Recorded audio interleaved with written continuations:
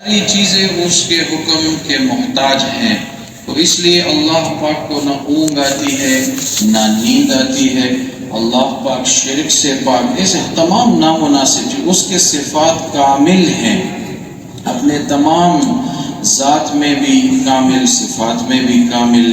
اس لیے میرے بھائی دوستو، ہم پڑھتے ہیں تسبیحات میں سب سے پہلے سبحان اللہ، پھر پڑھتے ہیں والحمد للہ، یعنی اس ذات کے لیے تمام تعریفوں کا لائق وہ ذات ہے۔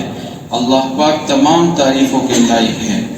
اللہ جل شانہ کے صفات کامل ہے، وہ کامل علم رکھنے والا، ہاں جی، کامل خبردار ہر چیز پر، الخبیر۔ اسی طرح میرے بھائیوں الخالق، ہاں جی، وہ کامل پیدا کرنے والی ذات، ایسے ہی وہ مالک ہیں، اور ایسے ہی میرے بھائیوں دوستو وہ رازق ہے۔ تو اس لیے ہم پڑھتے ہیں تسبیحات میں کہ تمام تعریفوں کے لائق بس صرف اور صرف وہی ذات ہے، اور پھر جب وہ تمام عیبوں سے بھی پاک ہے، تعریفوں کے بھی لائق ہے، تو یہی ذات عبادت کے بھی لائق ہے۔ صرف واحد یہی ذات ہے جس کے سامنے سجدہ کیا جائے، رکوع کی جائے۔ اس لیے ہم پڑھتے ہیں اس کے بعد وَلَا إِلَٰهَ إِلَّا اللَّهُ، اور پھر اس کے بعد ہم پڑھتے ہیں وَاللَّهُ أَكْبَرُ، جو ذات تمام نقصانات سے پاک، تمام تعریفوں کے لائق وہی ذات، لا الہ الا اللہ، وہ اس کے علاوہ کوئی عبادت کے لائق نہیں، یہی ذات سب سے بڑی ذات ہے، واللہ اکبر۔ اسی طرح میرے بھائیو دوستو، ہم اور آپ نماز کے ہر رکن میں، ایک رکن سے دوسرے رکن میں جاتے وقت، انتقالات کے وقت پڑھتے ہیں، تکبیر تحریمہ کے وقت بھی پڑھتے ہیں اللہ اکبر، اللہ بہت بڑے ہیں۔ پھر اسی طرح قیام سے رکوع میں جاتے ہیں، پڑھتے ہیں اللہ اکبر۔ ایسے ہی میرے بھائی تو سجدے میں جاتے ہوئے اللہ اکبر۔ یہ بار بار اللہ کی بڑائی بولنا پڑتا ہے کہ بس تعریفوں کے لائق وہی ہے، سب سے بڑی ذات وہی ہے، اسی سے سب کچھ ہوتا ہے، غیر سے اس کے حکم اور ارادے کے بغیر کچھ بھی نہیں ہوتا۔ ابراہیم علیہ السلام کو آگ میں گرایا جا رہا تھا، تو آگ تو مخلوق ہے، آگ سے تو وہی ہوگا جو اللہ چاہیں گے، لیکن ابراہیم علیہ السلام ان ظاہری نقشوں سے قطعاً متاثر نہ تھے، اس لیے فرشتے آئے اللہ سے اجازت مانگ کر، تو ابراہیم علیہ السلام سے مدد کا کہا، فرمائش کی، تو ابراہیم علیہ السلام نے کہا نہیں، بس جس ذات کے لیے میں یہ سب کچھ کر رہا ہوں وہ مجھے براہ راست دیکھ رہی ہے، اس لیے فرشتوں سے بھی مدد طلب نہیں کی، براہ راست اللہ کے ساتھ تعلق تھا۔ اور اللہ نے بھی اسی طرح کہ جس طرح ابراہیم علیہ السلام کا گمان اور ظن تھا، اسی طرح براہ راست آگ کو حکم دیا کہ یا نار کونی بردا وسلاما علی ابراہیم، اے ابراہیم، اے آگ میرے بندے ابراہیم کے لیے ٹھنڈی ہو جا، لیکن سلامتی والی ٹھنڈی ہو جا۔ آگ جل رہی تھی لیکن جلا نہیں رہی تھی، اللہ پاک کے حکم کے محتاج ہے۔ اسی طرح میرے بھائی دوستو، فرشتہ آیا اور ابراہیم علیہ السلام کے لیے پر مارا، ادھر سے چشمہ پھوٹ پڑا۔ اب آگ کے نقشوں میں اور ہلاکت کے نقشوں میں اور جلانے والی چیزوں کے نقشے میں پانی نکالنے والی ذات کون سی ذات ہے جی؟ اللہ پاک کی ذات، اللہ ہی نکالتے ہیں۔ اللہ پاک نے دنوں دن تک ابراہیم علیہ السلام کو اس آگ کے اندر پالا، اسی طرح یونس علیہ السلام کو مچھلی کے پیٹ کے اندر ان کو پالا، اور یونس کہتے ہیں مچھلی نے یونس علیہ السلام کو نگل کر، پھر وہ مچھلی نیچے سمندر کی گہرائیوں میں گئی، پھر اندھیروں میں گئی، نیچے جو ہے اندھیرا ہے بہت زیادہ، اور پھر اس کے نیچے جو سمندر کا وہ کیچڑ وغیرہ اور دلدل ہے ادھر چلی گئی، اور ادھر سے یونس علیہ السلام نے آواز لگائی وَنَادَى فِي الظُّلُمَاتِ، یونس علیہ السلام نے ادھر سے کئی اندھیروں سے، ایک اندھیرا نہیں تھا کہ مچھلی کے صرف پیٹ کا اندھیرا، نہیں، سمندر کا اندھیرا، مچھلی کے پیٹ کا، اور ادھر سے سننے والی ذات کون سی ذات ہے جی؟ اللہ کی ذات، وہ کامل سمیع ذات ہے، سننے والی ذات اور قبول کرنے والی ذات۔ اللہ پاک نے ان کی پکار کو سن لیا، اللہ الہ الا انت سبحانک انی کنت من الظالمین، یا اللہ تو ہی عبادت کے لائق ہے، تو پاک ہے اور میں تھا زیادتی کرنے والوں میں۔ تو اس لیے اللہ پاک نے ان کی دعا کو قبول کی، ان کی دعا کو سن لیا اور مچھلی کو باہر آنے کی توفیق دی۔ جب مچھلی نے ان کو سمندر کے درمیان میں قید نہیں کیا، بلکہ مچھلی نے وہی کیا جو اس کو اللہ کا حکم تھا، اس لیے مچھلی آئی اور ساحل پر ان کو لے آئی اور وہاں ادھر ان کو قید کیا۔ یونس علیہ السلام کی پانی میں، مچھلی کے پیٹ کے اندر اللہ نے حفاظت فرمائی۔ تو اسی طرح میرے بھائی اور دوستو، یہی ذات ہمارے آپ کے سارے مسئلے حل کرا سکتی ہے، بشرط یہ کہ ہم اس سے مانگے۔ حضور صلی اللہ علیہ وسلم کے مبارک اور نورانی اعمال کے ذریعے اس اللہ سے مانگے، اور اللہ تک پہنچنے کے لیے واحد اور کامل زبردست وسیلہ وہ ہے محمد الرسول اللہ صلی اللہ علیہ وسلم، کہ ان کے طریقوں میں 100% کامیابی ہے، غیر کے طریقوں میں 100% ناکامی ہے۔ اگر ان کے طریقے پر چلیں گے تو ہم کامیاب، بے شک ان کا طریقہ بظاہر سادہ معلوم ہو، سادہ نظر آ رہا ہو، اس میں بظاہر فائدے نہ نظر آ رہے ہوں، اس میں بظاہر مال نہ نظر آ رہا ہو، لیکن ان کے طریقوں میں کامیابی، غیر کے طریقے میں سراسر ناکامی، یہ ہمارے دل میں بیٹھ جائے۔ ہاں جی، آج ہمارے اچھے دیندار ساتھی معمولی سا بھی کوئی پروگرام ہو، کوئی چند بندے اکٹھے ہو رہے ہوں، جلدی سے جو ہے وہ بچوں کے سروں سے ٹوپی نکالتے ہیں، ہاں جی، ان کے لیے کنگھی کر لیتے ہیں، سر ننگا کر لیتے ہیں اور غیر کا لباس پہنا لیتے ہیں۔ ہمارے دیندار ساتھیوں کے گھروں سے جو ہے اس طرح کے وہ اعمال نظر آنے لگتے ہیں۔ کیوں جی؟ وہ دل میں وہ بات نہیں ہے کہ حضور کے طریقے میں کامیابی ہے۔ ہر جگہ اللہ نے فرمایا کہ میری مانو اور میرے رسول کی مانو، ہاں جی، اور فرمایا قرآن پاک میں کہ جس نے نبی علیہ السلام کی اطاعت کی وہ ایسا ہے جیسے اس نے اللہ کی اطاعت کی۔ اس لیے ہم سنت کے طریقوں کو علماء سے ہر کام میں سنت معلوم کریں، ہر کام میں سنت کے طریقوں کو ہم معلوم کریں اور پھر اس پر عمل کرنے والے بھی بن جائیں۔ اس کی کوشش کریں گے نا انشاءاللہ سارے ساتھ۔ ایسے ہی میرے بھائیو دوستوں، نماز ہے، نماز کا مقصد یہ ہے کہ ہماری جو زندگی ہے وہ نماز کے صفات پر آ جائے، کہ ہم 5 وقت پابندی کے ساتھ نماز پڑھیں۔ پابندی نماز میں علیحدہ مطلوب، نماز اپنے ذات کے اعتبار سے فرض ہے، لیکن نماز کا اہتمام علیحدہ فرض ہے جی۔ اس لیے قرآن میں کہیں بھی یہ نہیں آیا کہ آپ لوگ صرف نماز پڑھ لیں، بلکہ ہر جگہ اقیموا اقیموا یہ لفظ آپ کو ملے گا کہ نماز کو قائم کرنے والے بن جاؤ۔ ہاں جی، نماز کا اہتمام کرنے والے ہم بن جائیں۔ اس لیے میرے بھائیو دوستو، سعید بن مسیب رحمۃ اللہ علیہ ایسی ہستی گزری ہیں جو کہ جن سے 50 سال مسلسل باجماعت نماز ثابت ہے، اور فرماتے ہیں کہ 40 سال میں نے تکبیر اولیٰ کے ساتھ نماز پڑھی، اور 20 سال تو ایسے نماز پڑھی کہ مؤذن اذان دے اور اذان دینے سے پہلے میں صف میں موجود ہوتا تھا۔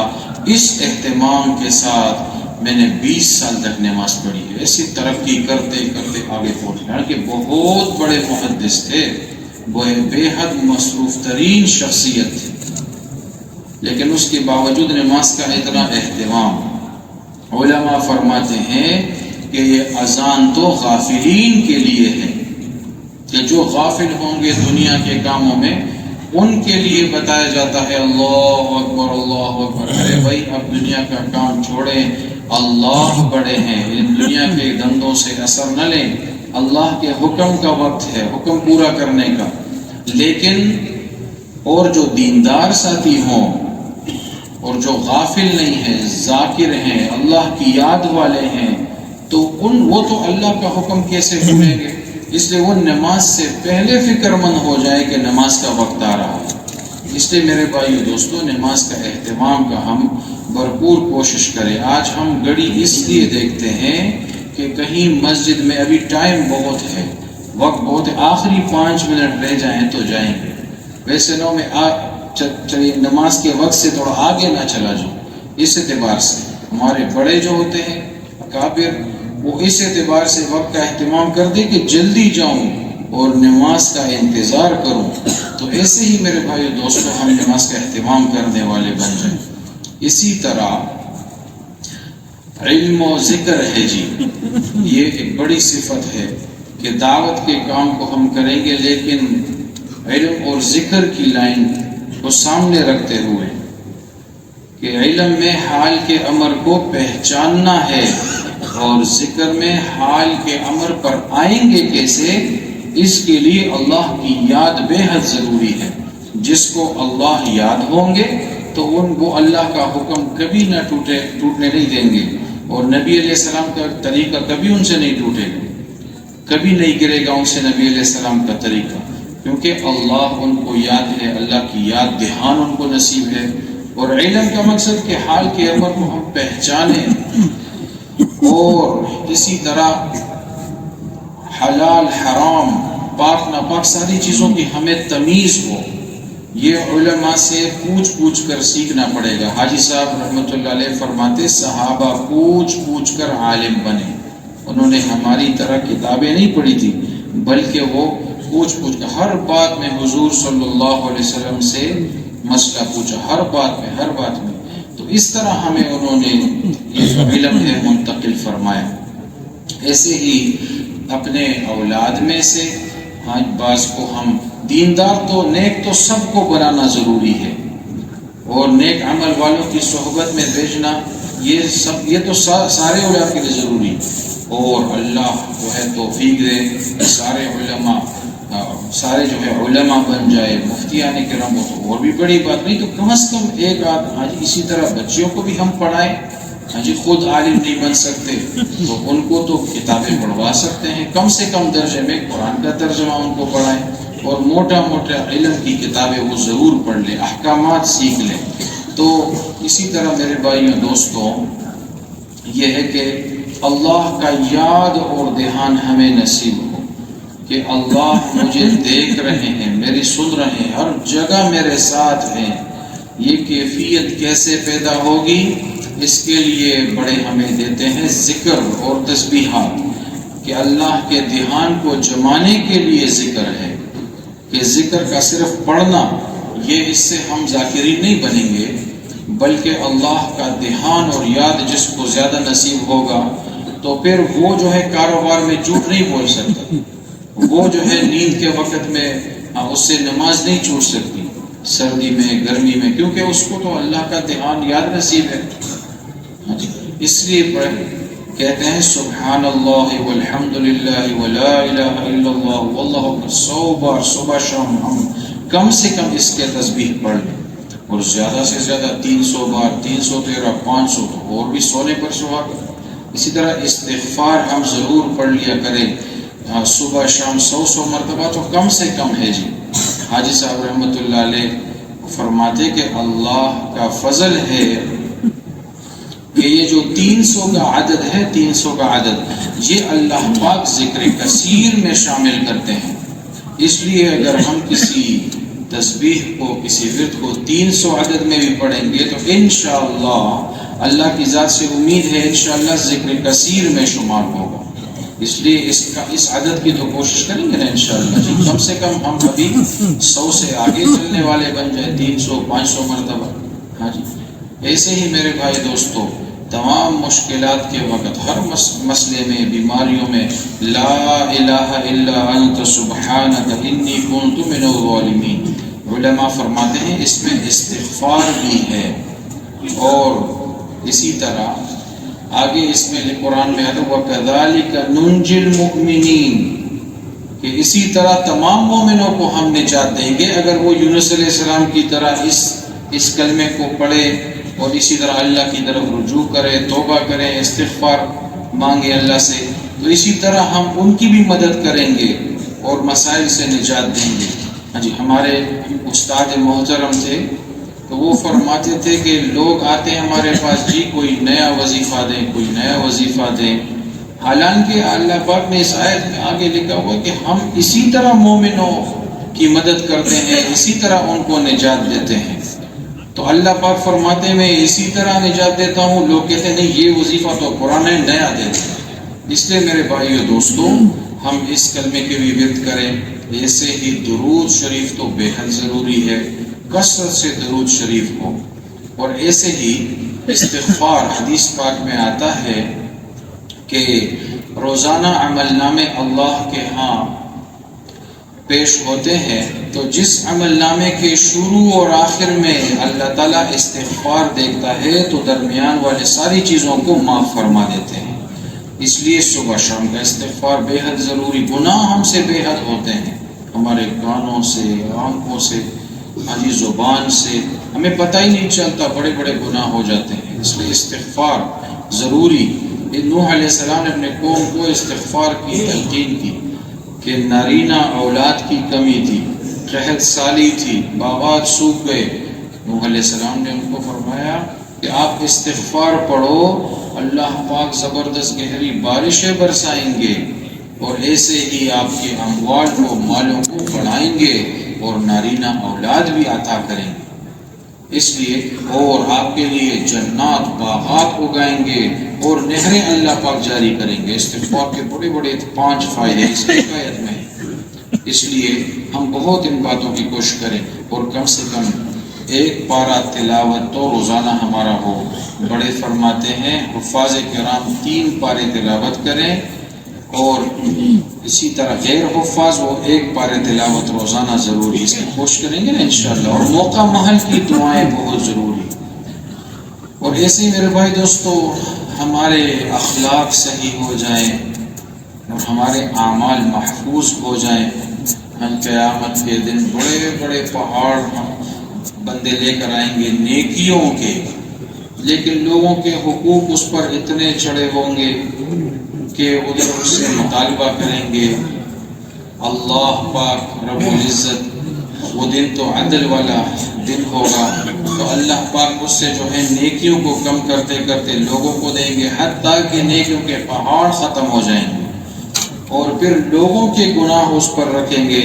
آیا ہوگا نیکیوں کے پہاڑ کو لے کر اور چلا جائے گا گناہ کے پہاڑوں کو لے کر، کیونکہ لوگوں کی حق تلفیاں اور حقوق العباد میں ہاں جی مسئلے بنانا، تو اس لیے ہم اور آپ بہت اس بات کی کوشش کریں کسی کا حق ہمارے اوپر نہ چڑھے، ہاں جی، اور اس اخلاق ہمارے کامل اور صحیح ہوں، اپنے غصے کو ہم پینے والے بن جائیں، کہ مرد وہ نہیں ہے جس کو غصہ نہ آئے، نہیں، غصہ آنا یہ تو اللہ نے ہمارے اندر پیدا کیا، لیکن اس کو پینے کی طاقت، اس کو پینے کا طریقہ ہم سیکھیں، غصہ کیسے پینے، اوروں پر نکالنا ہے تو آسان بات ہے، اور فرمایا کہ گھروں میں ہم سب سے اچھے ہوں، کہ تم سب میں، حدیث پاک کا مفہوم ہے کہ تم میں سے سب سے اچھا کون ہے، یہ نہیں فرمایا جو زیادہ راتوں کا اٹھنے والا، تہجد والا، فلاں فلاں، ہاں جی، بلکہ جو اپنے گھر والوں کے ساتھ اچھا ہے، اور اس طرح میں اپنے گھر والوں کے ساتھ اچھا ہوں، حضور نے فرمایا۔ تو ہم اپنے گھروں میں بے حد نرمی سے پیش آئیں، اور ہمارے اندر یہ صفت ہو، اس کی ہم مشق کریں کہ کوئی بات نہیں، بس ہم معاف کرنے والے بن جائیں، ہر جگہ معاف کرنے والے، معاف کرنے والے، ہر جگہ بدلے لینا، انتقام لینا، یہ اچھی صفت نہیں ہے۔ تو ایسے ہی میرے بھائیو دوستو، اس کے علاوہ ہے تصحیح نیت، کہ ہم نیتوں کو، نیت بار بار خراب ہوں گے، ہم بار بار ٹھیک کریں گے، بار بار ٹھیک کریں گے۔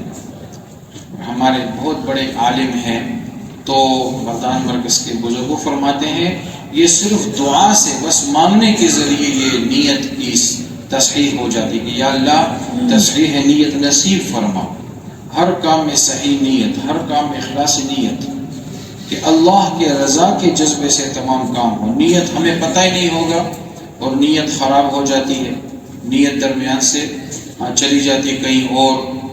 تو اس لیے میرے بھائیو دوستو، بخاری شریف کی پہلی حدیث ہے انما الاعمال بالنیات، کہ اعمال کا دار و مدار یہ نیتوں پر ہے، اور اسے ہی یہ جو تمام اعمال ہیں، تمام صفات ہیں، یہ ہمارے اندر آنا یہ معمولی بات نہیں، مستقل محنت چاہتا ہے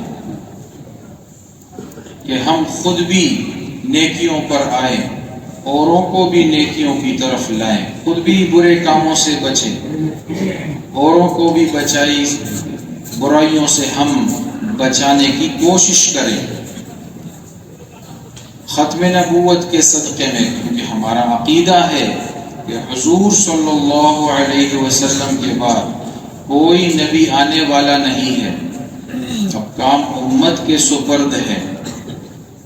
یہ جو آیت ہے وَمَا خَلَقْتُ الْجِنَّ وَالْإِنسَ إِلَّا لِيَعْبُدُونَ، علماء فرماتے ہیں یہ تمام لوگوں کی پیدائش کا مقصد اس میں ذکر ہے کہ اللہ فرماتے ہیں کہ میں نے انسان اور جنات کو صرف اور صرف اور صرف اپنی عبادت کے لیے پیدا کیا، لیکن امت محمدیہ کو ایک اور بھی جو شرف حاصل ہے اس آیت میں ہے، یعنی یہ صرف عبادت نہیں کریں گی بلکہ ان پر نبیوں والا کام بھی لازم ہے اور ذمہ داری کے درجے میں لازم ہے کہ کنتم خیر امت اخرجت للناس تأمرون بالمعروف وتنہون عن المنکر وتؤمنون باللہ، کہ تم بہترین امت ہو، خیر امت ہو، تم لوگوں کے نفع کے لیے نکالے گئے ہو، لوگوں کو اچھائی کی طرف بلاتے ہو، برے کاموں سے منع کرتے ہو۔ تو اس آیت میں ہمیں اپنا کام سکھایا گیا کہ گویا کہ تفسیر نے لکھا ہے کہ اللہ پاک نے گویا کہ تمہیں اپنی ماؤں کے پیٹوں سے پیدا ہی اس کام کے لیے کیا ہے۔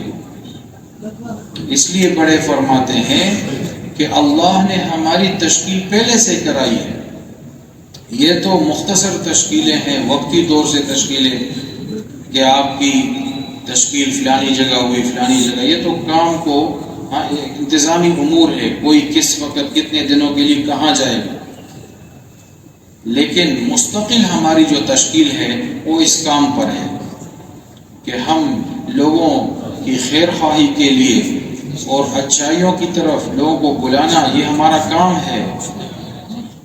ہاں، ایک تفسیر میں لکھا ہے کہ اگر آیت کے پہلا حصہ اپنی طرف منسوب کرتے ہو کہ ہم خیر امت میں ہیں، میں بہترین امت میں، بہترین امت میں، اس لیے آیت کے دوسرے حصے پر بھی عمل کرو کہ تأمرون بالمعروف وتنہون عن المنکر، اس پر بھی عمل کرنا پڑے گا، یہ ہمارا مستقل کام ہے اور یہ لازمی درجے میں کرنا ہے، کیونکہ جو کام لازمی نہیں ہوتا، نفلی درجے میں ہوتا ہے، اس کے نہ کرنے پر وعیدیں نہیں آتی۔ علماء کرام فرماتے ہیں کہ جو نفلی چیز ہو، مثلا اشراق کی نماز ہے، کسی نے پڑھ لیا تو اس پر اجر ہے، نہ پڑھ لیا تو گناہ نہیں، لیکن اگر دعوت کا کام عام مستحب درجے میں ہوتا تو نہیں، بلکہ نبی علیہ السلام نے تو وعیدیں فرمائی کہ اگر امر بالمعروف اور نہی عن المنکر نہیں کرو گے تو وہی کی برکات سے محروم ہو جاؤ گے۔ ہاں، اس لیے میرے بھائی دوستو، حضور صلی اللہ علیہ وسلم نے مستقل لوگوں کی فکر کی، دن رات گشتے، راتوں کو بھی گشتے ان سے ثابت، دن کو بھی ثابت۔ اسی طرح ایک دفعہ شدید خطرے، ان کو تو بڑے خطرے ہوتے تھے خاص کر مکی دور میں، لیکن شدید خطروں میں رات کو گشت میں جا رہے ہیں جی، تو ایک صحابی رضی اللہ عنہ ملے اور ان سے پوچھا کہ حضور آپ اس اندھیری رات میں کہاں جا رہے ہیں؟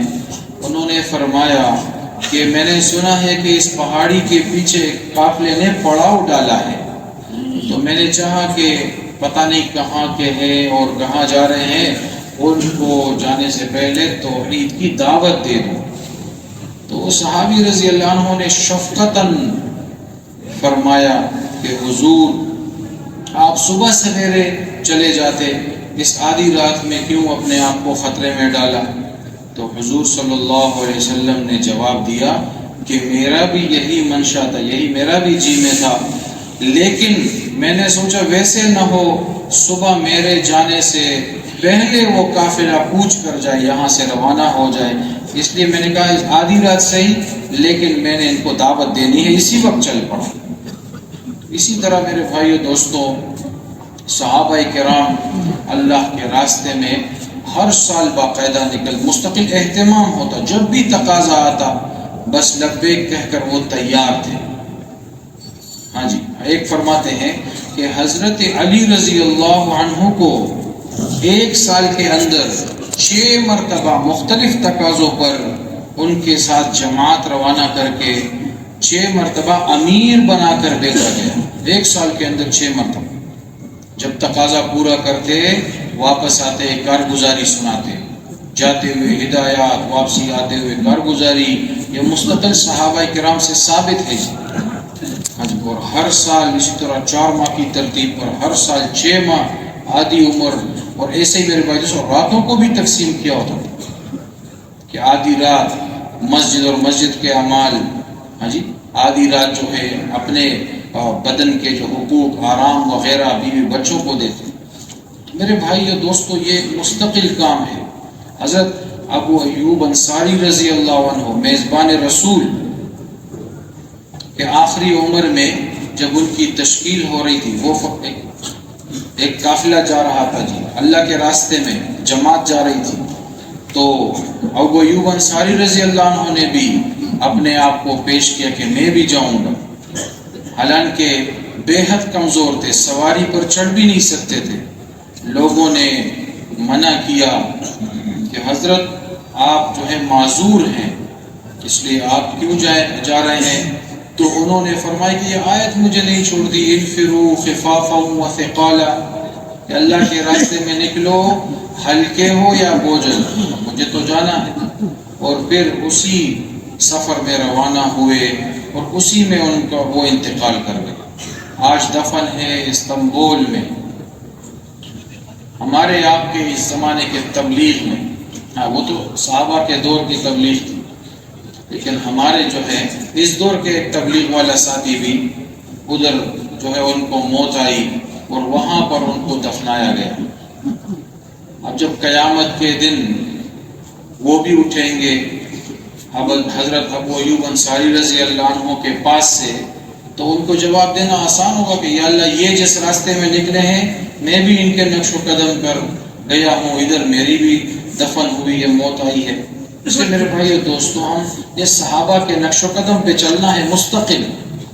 حاجی صاحب رحمۃ اللہ علیہ عبدالوہاب صاحب ایک مرتبہ علماء کے بیان میں فرمانے لگے کہ مولانا یوسف صاحب رحمۃ اللہ علیہ نے مجھ سے فرمایا کہ بھائی عبدالوہاب بخشش تو ہو ہی جائے گی، لیکن مسئلہ یہ ہے کہ جب حضور صلی اللہ علیہ وسلم قیامت کے دن اللہ کے ہاں پیش ہوں تو ہم بھی ساتھ ہوں۔ حضور فرمائے کہ یہ میری جماعت ہے، یہ میرے کام والے بندے ہیں، یہ میرے لوگ ہیں۔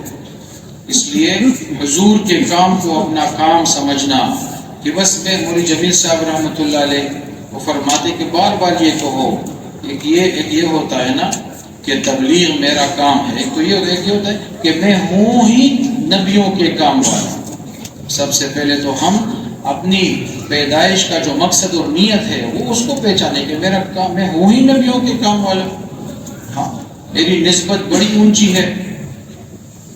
بھائی صاحب رحمۃ اللہ علیہ اکثر فرماتے ہیں، ہم سال جب ہم نے لگا آخر میں ان سے ملاقات تھی، فرمایا آپ کا کیا فائدہ ہوا؟ تو ہم نے بس جو ان کو سنایا تو روگ کی وجہ سے ہم سے بات ہی نہیں ہو رہی تھی۔ بہرحال انہوں نے کہا بھائی یہ کم سے کم ہمارے دل میں آ جائے کہ میں حضور کا امتی ہوں. ہر بندہ اپنے آپ کو حضور کا امتی سمجھے، اور حضور کا امتی ہونے کی بنا پر حضور والا کام میرا کام. اس لیے یہ نیت کرو ہم سے باقاعدہ ارادہ لے کے، یہ نیت ہے کہ نہیں ہے؟